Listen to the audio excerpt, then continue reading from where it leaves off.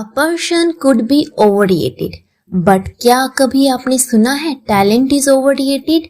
Geoff Colvin कहते हैं talent is overrated. मैं प्रिया आपके लिए आज जो किताब लेकर आई हूँ उसका नाम है टैलेंट इज ओवररेटेड, जो लिखी गई है जियोफ कॉल्विन द्वारा। आप जानना चाहेंगे इस किताब में आपके लिए क्या है? मीडियोक्रिटी एंड अनपैरेलल्ड ग्रेवनेस के बीच के डिफरेंस की खोज। रैपिडली हर डिसिप्लिन में बढ़ती हुई वर्चुअलिटी के साथ ये ग्रेट परफॉर्मेंस कहाँ से आती है, ये समझना अब पहले से ज़्यादा इम्पोर्टेंट है। कंपटीशन में आगे जाने के लिए अपने स्किल को कैसे रिफाइन किया जाए। फर्स्ट स्टेप ये बिलीव दे रहा है कि कुछ लोग ग्रेटनेस के साथ ही पैदा होते हैं। इस समरी बुक में आप एक ऐसे आदमी के बारे में जानेंगे जिन्होंने अपने चेस के हर प्रोटोगीज को ब्रीड किया।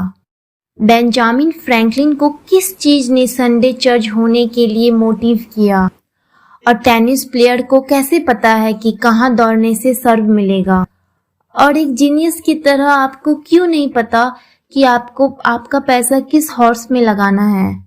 मोस्ट इम्पॉर्टेंटली ये किताब आपको ऐसे जरूरी टूल्स देगी जो आपको एवरेज परफॉर्मेंस को वर्ल्ड क्लास परफॉर्मेंस बना देगी। कड़वा सच ये है कि वर्ल्ड क्लास परफॉर्मेंस बनाने के लिए कोई शॉर्टकट नहीं है। तो दोस्तों, इसी के साथ हम आगे बढ़ते हैं। चैप्टर 1। कॉलेज में मेरा एक दोस्त था जो लेक्चर के बीच में बहुत मस्ती करता था। उसका पूरा ध्यान सिर्फ मस्ती करने में ही होता था। उसे कोई फर्क नहीं पड़ता था कि टीचर क्लास में क्या पढ़ा रही है या ब्लैक बोर्ड पर क्या लिख रही है, उसे कोई फर्क नहीं पड़ता था। लेकिन इन सब के बावजूद जब भी टीचर उससे कोई सवाल पूछते तो पता नहीं कैसे पर हर सवाल के जवाब उसके पास होते ही थे। साथ ही अक्सर एग्जाम में भी उसके नंबर दूसरों के मुकाबले बहुत अच्छे आते थे, खास तौर पर फिजिक्स में। और शायद यही वजह थी कि ज्यादातर लोगों को वह किसी जीनियस से कम नहीं लगता था।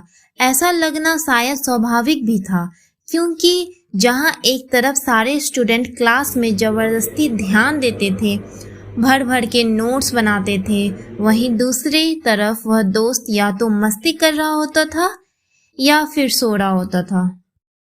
इसलिए ज्यादातर स्टूडेंट को वह बहुत ज्यादा काबिल स्टूडेंट लगता था। उसे देखकर बाकी स्टूडेंट भी यही कहते और सोचते रहते थे कि काश उनके पास भी उसी के तरह एक जीनियस दिमाग होता। लेकिन इस पूरे मामले के पीछे का पूरा सच क्या था, इसके पीछे का रहस्य सिर्फ हम दोस्तों को ही पता था। क्योंकि फ्रेंड्स, जो लोग अपनी लाइफ में कुछ अचीव कर रहे होते हैं वह आमतौर पर अपनी जिंदगी में बहुत बिजी होते हैं, इसलिए वह सबको यह बताते नहीं फिरते कि उसने कैसे और क्या अचीव कर लिया है। इसी तरह से उसने उसके बारे में कभी किसी को बताया ही नहीं कि उसने आखिर क्या अचीव कर लिया था। इसके बारे में मैं आपको बताती हूँ। इसके पीछे का सच यह था कि जब सभी कॉलेज स्टूडेंट क्लास के बाद खेलने कूदने या मस्ती करने में बिजी होते थे, वहीं दूसरी तरफ मेरा दोस्त घर जाकर घंटों पढ़ाई करता था, कड़ी मेहनत करता था, फिजिक्स के सवाल हल करता था। वह भी हर दिन के कई घंटे, वो भी हर रोज। जहां दूसरे कॉलेज स्टूडेंट सिर्फ क्लास अटेंड करने और नोट्स बनाने तक ही सीमित थे, वे इसी को पढ़ाई समझते थे, वहीं दूसरी तरफ मेरा दोस्त घर में बैठकर एक्चुअल में पढ़ाई करता था, कड़ी मेहनत करता था। इसी चीज़ ने उसे क्लास में सबके सामने एक जीनियस बना दिया था। माइकल एंजेलो, जो कि एक इटालियन मूर्तिकार थे, जिन्हें दुनिया के सबसे टैलेंटेड व्यक्तियों में से एक माना जाता है, वो बोलते हैं कि अगर लोगों को यह पता चल जाए कि मैंने यहाँ तक पहुँचने के लिए कितनी मेहनत की है जहाँ मैं आज हूँ, तो शायद तब लोगों को मेरा टैलेंट ज़्यादा ग्रेट, ज़्यादा बड़ा नहीं लगेगा जितना कि उन्हें अभी लग रहा है। ज़्यादातर लोगों को यह गलतफहमी होती है कि कुछ बच्चे बचपन से ही टैलेंटेड होते हैं, जबकि कुछ लोगों में टैलेंट होती ही नहीं है। जिनमें यह टैलेंट होता है वो सभी आसानी से जिंदगी में आगे बढ़ जाते हैं, वो भी बिना मेहनत किए।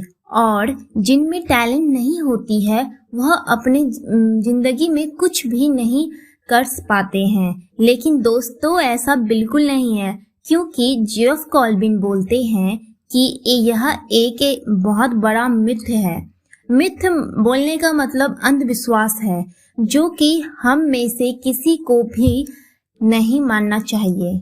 क्योंकि जियोफ कॉल्विन बोलते हैं कि हर वह टैलेंटेड इंसान जिसे आप जानते हो वह कभी एक समय में एक आम इंसान ही था, जिन्होंने उस टैलेंट तक पहुंचने के लिए कितनी मेहनत की इसके बारे में आप नहीं जानते हो। उदाहरण के लिए मोजार्ट को आज तक का सबसे टैलेंटेड म्यूजिशियन कंपोजर माना जाता है, जिन्होंने कई एक्स्ट्रा ऑर्डिनरी म्यूजिक क्रिएट किया है, वह भी अपनी पूरी जिंदगी में। यहाँ तक कि मोजार्ट जब सिर्फ 17 साल के थे, वे इतने अच्छे थे कि अपने काम में कि वह यूरोपियन रॉयल्टी के सामने अपनी परफॉर्मेंस देने लगे थे, जिसके बाद सिर्फ 21 साल की उम्र में ही उसने अपना मास्टरपीस क्रिएट कर दिया है, जिसे दुनिया भर के मास्टर देखकर आश्चर्यचकित हो गए थे, क्योंकि वह मास्टरपीस इतना ज़्यादा अच्छा था। ऐसे ही कई अमेजिंग चीज़ें क्रिएट करने की वजह से वे भी इतनी कम उम्र में यह सब देखकर सब उन्हें टैलेंट का खजाना मानने लगे थे और आज तक मानते हैं। इसी वजह से ज़्यादातर लोग यही बोलते हैं कि टैलेंट ही सब कुछ है। कुछ लोग बचपन से ही टैलेंटेड होते हैं, मोजार्ट इसका सबसे बड़ा सबूत है। लेकिन ज़्यादातर लोग सच नहीं जानते, वो ये कि जब मोजार्ट ने अपने 21 साल की उम्र में जो अनबिलीवेबल चीज़ें की थी, तो वह इसके लिए ऑलरेडी पहले ही 18 साल प्रैक्टिस कर चुके थे। जी हाँ दोस्तों, यह सच है, क्योंकि मोजार्ट जब 3 साल के थे तभी से वह प्रैक्टिस करना स्टार्ट कर चुके थे। क्योंकि मोजार्ट के जो फादर थे लियोपोल्ड मोजार्ट, वो एक बहुत बड़े म्यूज़िक टीचर थे। उन्होंने एक बुक भी लिखी थी जिसका नाम था how to teach kids music, जो कि एक बहुत सक्सेसफुल म्यूज़िक थी। यहाँ तक कि 3 साल की उम्र से ही मोजार्ट को सबसे अच्छे म्यूज़िक टीचर से ट्रेनिंग मिल रही थी। तब से ही मोजार्ट ने हज़ारों घंटे प्रैक्टिस करना स्टार्ट कर दिया था, जिसका रिज़ल्ट यह हुआ कि वह दुनिया के सबसे बेस्ट म्यूज़िक कंपोज करने वाले व्यक्ति बने। लेकिन लोगों ने बस इसी बात पर ध्यान दिया कि कैसे एक इंटेलिजेंट बच्चे ने अपने 21 साल की उम्र में अपना बेस्ट मास्टरपीस म्यूज़िक कंपोज कर दिया, बिना इस बात पर गौर किए कि मोजार्ट ने इसके लिए कितनी ज़्यादा प्रैक्टिस और हार्डवर्क किया था, जिसकी वजह से उनकी उंगलियां तक डिफॉर्म हो गई थी। दोस्तों, सिर्फ मोजार्ट ही नहीं, आप दुनिया के किसी भी हाई अचीवर को देख लो, जैसे कि Tiger Woods, Oprah, Sachin Tendulkar, Bill Gates, Warren Buffett इत्यादि। इन सभी सक्सेसफुल लोगों में आपको एक चीज़ कॉमन मिलेगी, वो है कड़ी मेहनत।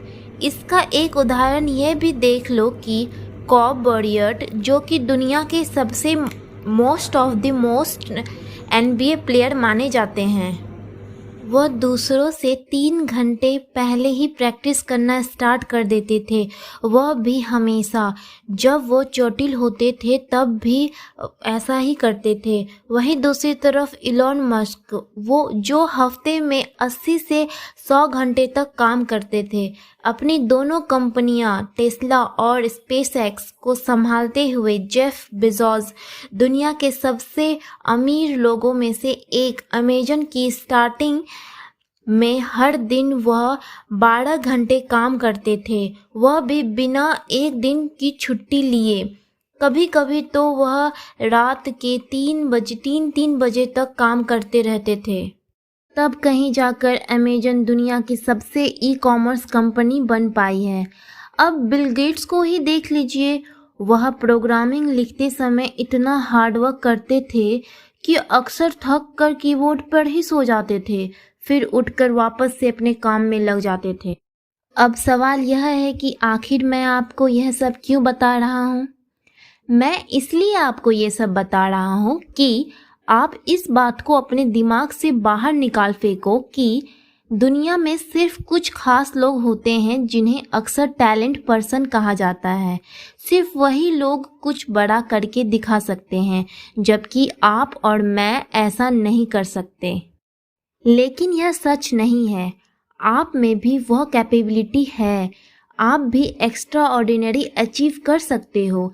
अगर आपको कुछ करना है तो बस एक चीज ही, और वह है कड़ी मेहनत, वो भी स्मार्ट तरीके से। इस आर्टिकल को पढ़ते वक्त आपको इस बात पे तो यकीन हो गया होगा कि कड़ी मेहनत बहुत इम्पोर्टेंट है, और इसी कड़ी मेहनत से आप टैलेंट को बीट कर सकते। एक्स्ट्रा ऑर्डिनरी बनने के लिए हमें कितनी कड़ी मेहनत करनी चाहिए? आप बहुत कुछ अचीव कर सकते हो, लेकिन अब सवाल यह उठता है कि आखिर हमें सही में कितनी मेहनत करनी चाहिए? क्या हमें दिन रात काम करना चाहिए अपनी बाकी जिंदगी को भुलाकर? लेकिन इसका भी एक हल है। एक रिसर्च के मुताबिक जितने भी दुनिया भर के सबसे बेस्ट पर्सन है, फिर चाहे वह कोई क्रिकेटर हो, बिजनेसमैन हो, स्पोर्ट्स पर्सन हो, वैज्ञानिक हो या फिर कोई पॉलिटिशियन जो कि मास्टर लेवल के लिए बने थे, इन सभी ने अपने लक्ष्य की प्राप्ति के लिए 10,000 घंटे लगाए थे। यानी कि अगर आपको किसी फील्ड में मास्टरी करनी है तो फिर आपको उस फील्ड में अपने 10,000 घंटे लगाने होंगे।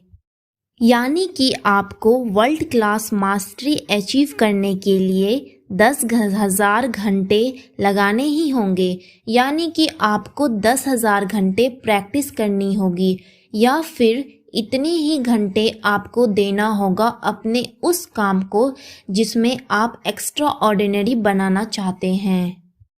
हो सकता है कि शायद आपको यह 10,000 घंटे अभी ज़्यादा लग रहे हों, लेकिन आपको हमेशा 2 बातें ध्यान में रखनी चाहिए।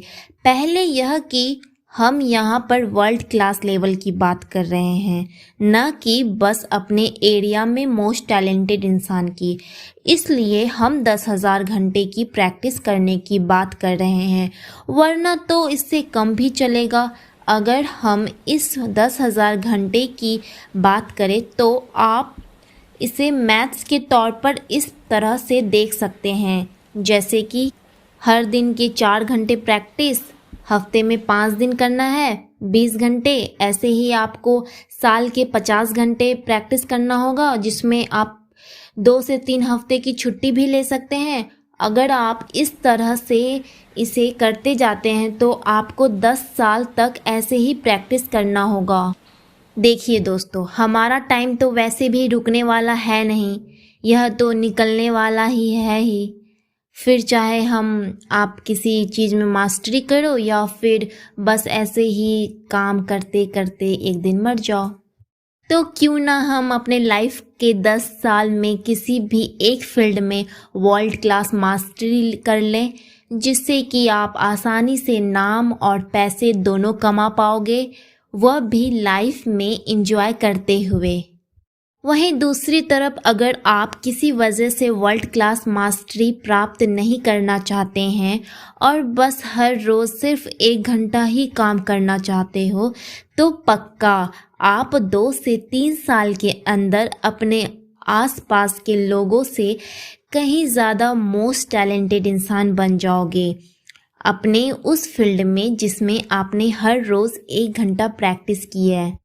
मेरी यह बात सुनकर आपके दिमाग में एक सवाल आ सकता है कि बहुत से लोग एक ही काम करते हुए अपनी पूरी जिंदगी के हजारों साल लगा देते हैं, फिर वे लोग उतने ग्रेट इंसान क्यों नहीं बन पाते हैं, मास्टरी अचीव क्यों नहीं कर पाते हैं।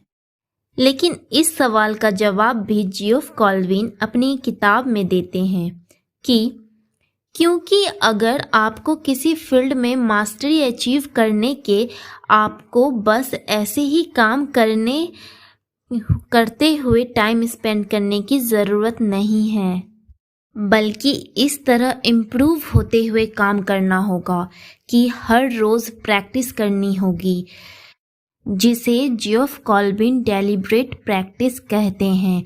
उदाहरण के लिए एक रिसर्च की गई थी कुछ सिमिलर टाइप के लोगों पे जो प्रोफेशनल तौर पर वैनलिस्ट बनना चाहते थे। अब इन चारों लोगों को 3 ग्रुप में डिवाइड कर दिया गया था, एक गुड, एक बेटर और एक बेस्ट लोगों का ग्रुप। अब इन सभी लोगों ने टोटल अपनी ज़िंदगी के 10 साल स्टडी में लगाए। इसके साथ ही इन सभी ने हफ्ते के 51 घंटे दिए थे अलग अलग म्यूजिकल एक्टिविटीज़ में। लेकिन इम्पॉर्टेंट बात यह है कि इनमें से हर एक ने प्रैक्टिस करने को हर तरह की म्यूजिकल एक्टिविटी से कहीं ज़्यादा इम्पॉर्टेंट एक्टिविटी मानी थी। लेकिन जो टॉप के 2 ग्रुप थे, एक बेटर और एक बेस्ट, वो असल में प्रैक्टिस करने में 24 घंटे लगाते थे। बस उनमें से जो ग्रुप था गुड, वो 51 घंटे में से 9 घंटे ही प्रैक्टिस करने में लगाते थे। तो इस रिसर्च से यह पता चला है कि आप किस टास्क में कितना समय देते हो, यह तो इम्पॉर्टेंट है ही, लेकिन इससे भी ज़्यादा इम्पॉर्टेंट है कि आप किस तरह की एक्टिविटीज़ के पीछे अपना टाइम देते हो। इसके साथ ही आप कैसी प्रैक्टिस करते हो, क्योंकि यह बात भी बहुत इम्पॉर्टेंट है। क्योंकि रिसर्च में यह देखा गया है कि बेस्ट ग्रुप बेटर ग्रुप से कहीं ज़्यादा आगे था।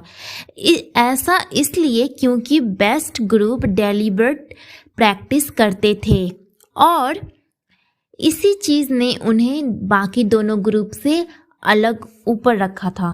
तो दोस्तों, इस चैप्टर 2 का समरी है पॉपुलर बिलीफ के ऑपोजिट एक्स्ट्रा ऑर्डिनरी अचीवमेंट के लिए ना ही बॉर्न एबिलिटी की और ना ही अकेले एक्सपीरियंस कुछ कर सकते हैं। अगर आप औरों की तरह हैं तो अपना ज़्यादा टाइम अपने वर्क पर स्पेंड करते हैं। वर्ल्ड क्लास नहीं होने के बाद भी आप अपने काम को अच्छे से परफॉर्म करते होंगे। फॉर एग्जाम्पल, अगर आप एक अकाउंटेंट हैं तो अच्छी रैंक में नहीं होने के बाद भी आप डेली के 8 आवर्स नंबर्स की क्रंचिंग करते होंगे। अगर अपना ज़्यादा टाइम अपने काम को देते हैं, हम जो करते हैं क्यों वो अमेजिंग नहीं होता? हैरानी की बात है। एक्स्ट्रा ऑर्डिनरी अचीवमेंट एक्सपीरियंस पे डिटरमाइन नहीं होती। रिसर्च से पता चलता है कि कई सालों तक काम करने के बाद भी लोग अपने काम को इम्प्रूव नहीं करते। इनफैक्ट कुछ लोग बेहतर हो जाते हैं क्योंकि वो एक्सपीरियंस गेन कर लेते हैं। स्टडीज से पता चलता है कि एक्सपीरियंस डॉक्टर अपनी मेडिकल नॉलेज को अपने एक्सपीरियंस पेयर से कम स्कोर करते हैं। यह ट्रेंड दूसरे प्रोफेशनल में भी सही लगता है और यही उन ऑडिटर्स के लिए भी है जो स्टॉक को रिकमेंड करने वाले फ्रेंच स्टॉक ब्रोकर का पता लगाते हैं। जिनके पास पैसे का एक्सपीरियंस तो होता है, उनसे कम परफॉर्म करते हैं। जिनके पास पैसे का एक्सपीरियंस नहीं होता है और कुछ तो बहुत वर्स परफॉर्म करते हैं। ग्रेट अचीवमेंट इनबॉर्न टैलेंट से मिलती है या फिर नेचुरल एबिलिटीज से सक्सेस होना ज़्यादा आसान है। टैलेंटेड लोगों की खोज के लिए की गई एक स्टडीज़ में 1990s में इंग्लैंड में रिसर्चर ने 257 यंग पीपल का एक डेटा बनाया जिसमें सभी लोगों ने म्यूज़िक की स्टडी की थी। उन्होंने ये पाया जिन्होंने परफॉर्म किया था उनमें इनबॉर्न टैलेंट वाले लोग कम थे। जिन्होंने टॉप का परफॉर्मेंस दी उन्होंने अपनी ट्रेनिंग स्टार्ट करने से पहले एक्स्ट्रा ऑर्डिनरी अचीवमेंट के कई साइन नहीं दिखाए जो एक नेशनल टैलेंट का इंडिकेशन है। टॉप परफॉर्मेंस ज़्यादा प्रैक्टिस से बेनिफिट मिला।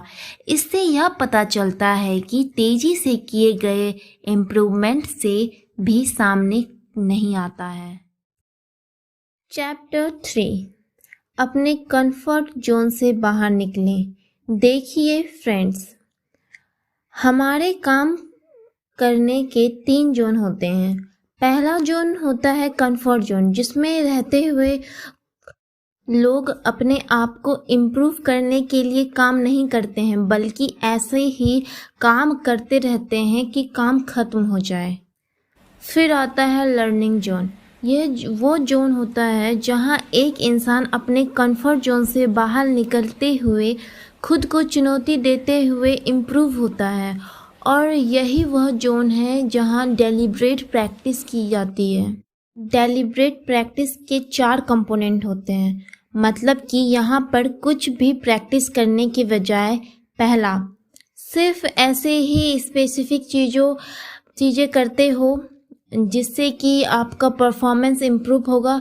दूसरा, आमतौर पर डेलिब्रेट प्रैक्टिस किसी टीचर या मेंटर्स के साथ या उनसे सीखने के बाद की जाती है। तीसरा, आपको वह सभी चीज़ें बार बार रिपीट करनी होती है। और चौथा, आपको लगातार फीडबैक के साथ। ऐसा नहीं होना चाहिए कि आप कुछ भी प्रैक्टिस करके टाइम वेस्ट कर दो, जैसा कि अक्सर बहुत से लोग कंफर्ट जोन में रहकर भी करते हैं। लास्ट होता है पैनिक जोन।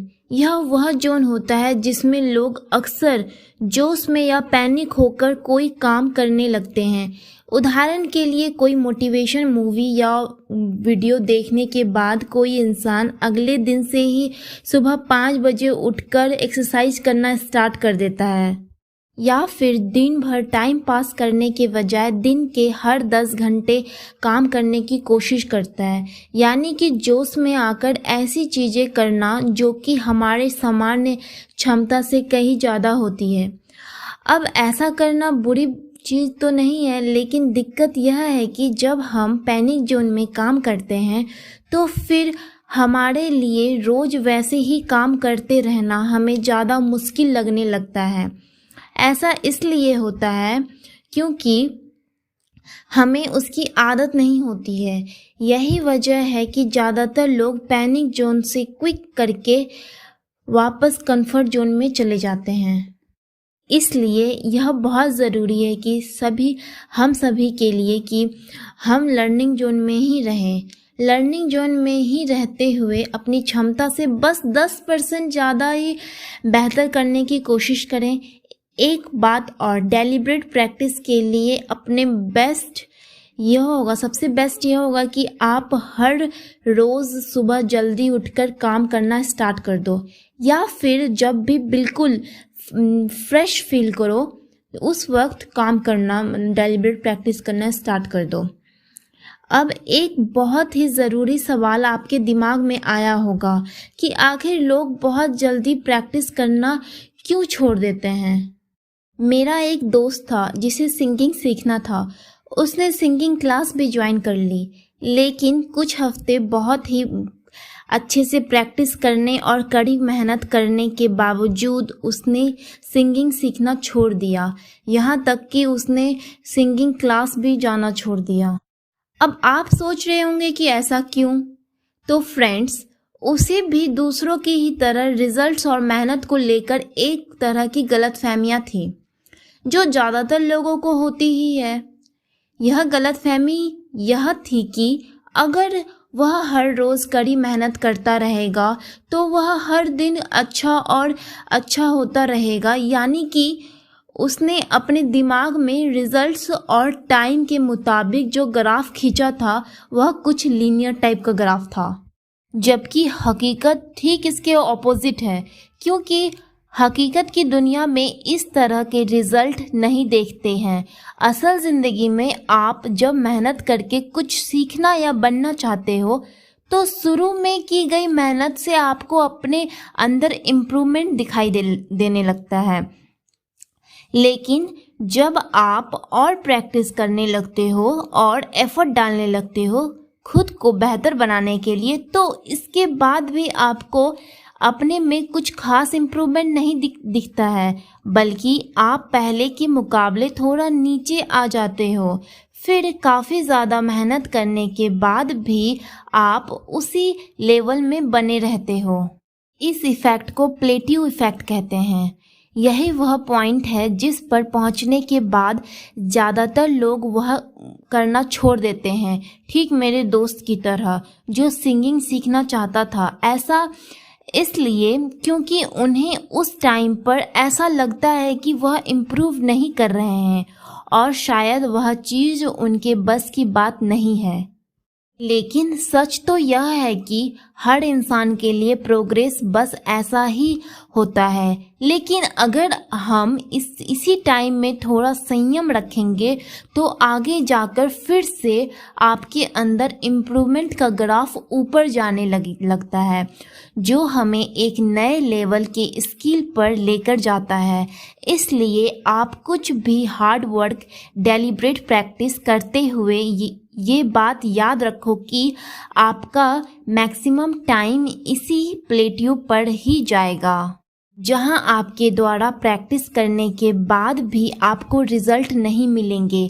लेकिन यही वह टाइम है जब आपको कभी भी हार नहीं मानना चाहिए, बल्कि ऐसे टाइम में आपको ठीक इसका उल्टा करना चाहिए, यानी कि आपको प्रैक्टिस करते रहना चाहिए।